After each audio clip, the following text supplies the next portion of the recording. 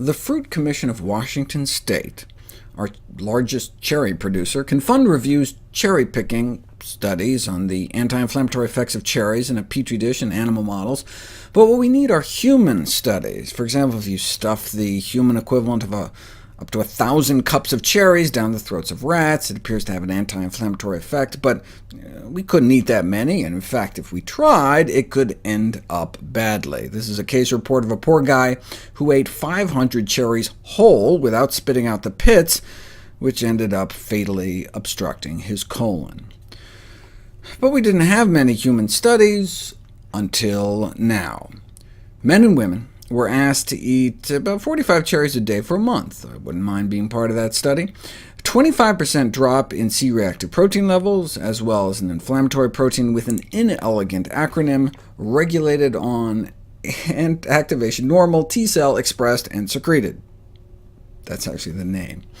As you can see, even a month after the study ended, there appeared to be residual anti-inflammatory benefit from the cherry fest. Now, these were all healthy people with low levels of inflammation to begin with, but the same was found in a follow-up study on folks with higher levels, a solid 20% drop in C-reactive protein, and a number of other markers for chronic inflammatory diseases.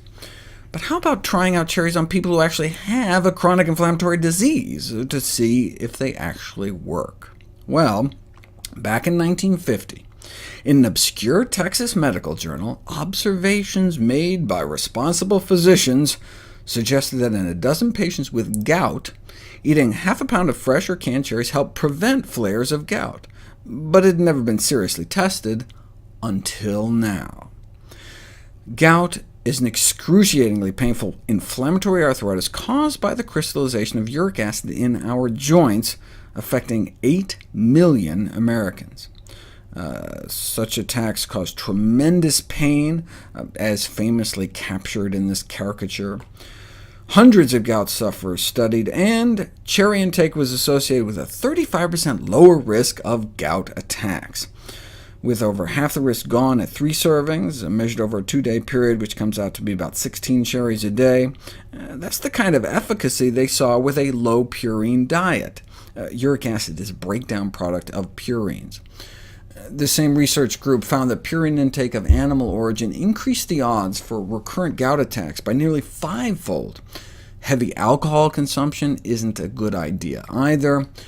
Now, there are some high purine non-animal foods like mushrooms and asparagus, but they found no significant link to plant sources of purines, so they recommended eliminating meat and seafood from the diet.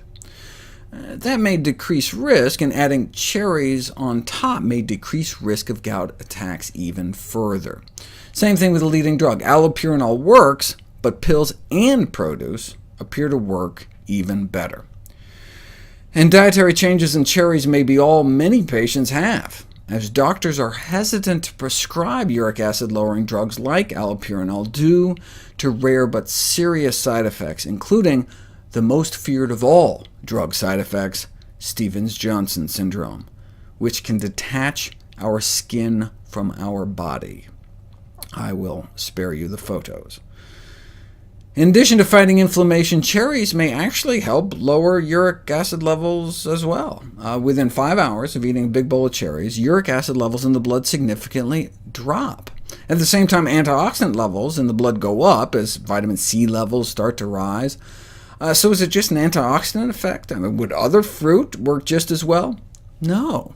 They tried grapes, strawberries, and kiwi fruit, and none significantly lowered uric acid levels, supporting a specific anti-gout effect of cherries. There are some new gout drugs out now, costing up to $2,000 per dose, and also carries a risk of toxicity that may be avoided by using non-pharmacological treatments or prevention in the first place. Given the potential harms and high costs, attention ought to be directed to dietary modification, reducing alcohol and meat intake, particularly sardines and organ meats, and hey, if life serves up a bowl of cherries, consumed on a regular basis, the risk of a recurrent gout attack may be meaningfully reduced.